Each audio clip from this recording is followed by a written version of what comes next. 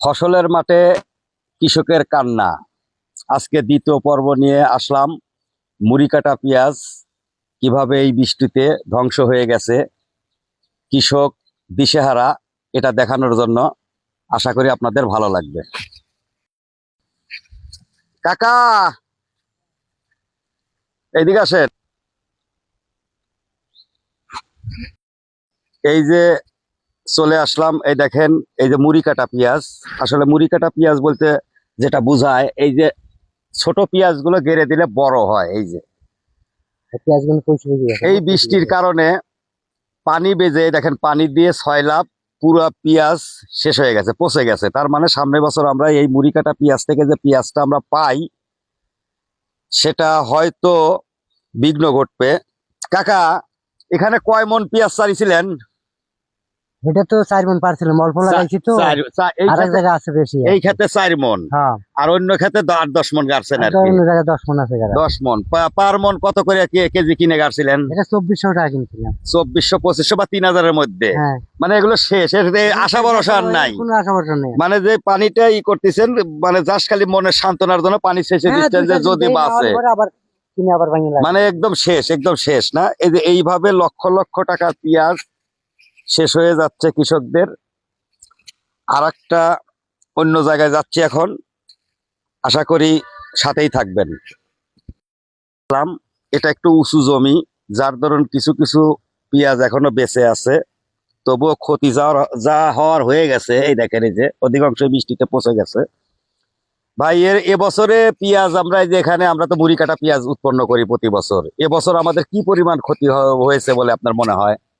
মূল কাটা পেঁয়াজে ব্যাপক ক্ষতি, ব্যাপক ক্ষতি। যেগুলো আগে লাগানো হয়েছে পচে যাচ্ছে, জ্বালাচ্ছে না। এখন শেষ পর্যন্ত কি হবে নি আমরা তো বুঝতে পারতেছি না। প্রতি বছর তো পেঁয়াজ নিয়ে যে হাহাকার হয়, এবছরের অভিজ্ঞতা থেকে আপনার কি মনে হয় যে সামনে বছর আমরা কোন পরিস্থিতিতে পড়তে যাচ্ছি? সামনে পেঁয়াজ হবে না তো, দানা শেষ। পেঁয়াজের দানা অনেক শেষ। যারা হাজার হাজার মণ দানা দেওয়া হয়েছিল মাঠে, সেসব দানা ধরো যে পচে গেল। আমার নিজেরই কয়েক কেজি দানা মাটির নিচে।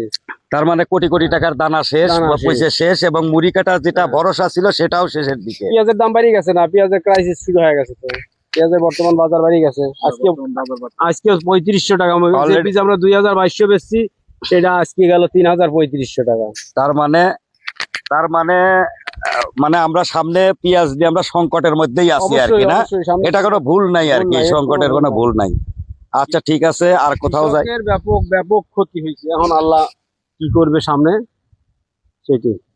ঠিক আছে ভাই, ভালো থাকেন। ওই যে ধান কাটা দেখা জায়গা, ধান কেটে কেটে ফেলা থইছি, ধানের নিচে পানি। ধানের নিচেও পানি না? ধানও শুকাইতে পারতেছে না? গাছ জ্বালা যাচ্ছে ধানের। ধানেও গাছ জ্বালা যাচ্ছে। কাকা, এইদিকে আসেন। এসেছি হলো সাথিয়া থানার পারগোপালপুর ফসলের মাঠে। এখানে পেঁয়াজ নিয়ে প্রতিবেদন করতে এসে একটা মর্মান্তিক ঘটনা চোখে পড়লো। কৃষক ধান কেটেছে, এই যে ধানগুলো পচে যাচ্ছে বৃষ্টির জন্য।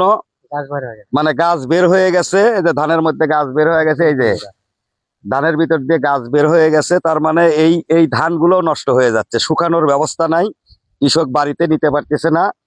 খুব খারাপ অবস্থা। কাকা, এখানে তো দেখতেছি অনেক ধান কাটা আছে, সব ধানই তো প্রায় নষ্ট হয়ে গেছে। কি পরিমাণ? 8 বিঘে ধরে নষ্ট হয়ে গেছে। 8 বিঘে ধরেই নষ্ট হয়ে গেছে না? তার মানে এবছর আপনার মানে খুব খারাপ অবস্থা আর কি, না? আরো কাটা বাদ আছে, তা তো পড়ে গেছে। ওগুলোরও ধান বাড়া, মানে ধান থেকে গাছ বাড়া গেছে না?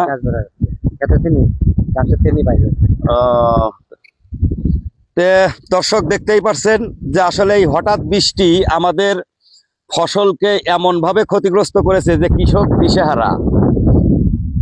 আমাদের সাথী আর কৃষি কর্মকর্তারা যারা আছেন, এবং এ বিষয়ে সরকারি যে সমস্ত কর্মকর্তারা কাজ করেন, তারা যদি একটু কৃষকদের মাঠে এসে ঘুরে যেতেন, তাহলে এদের ক্ষতি এবং এদের করণীয় সম্পর্কে তারা নির্ধারণ করতে পারতেন।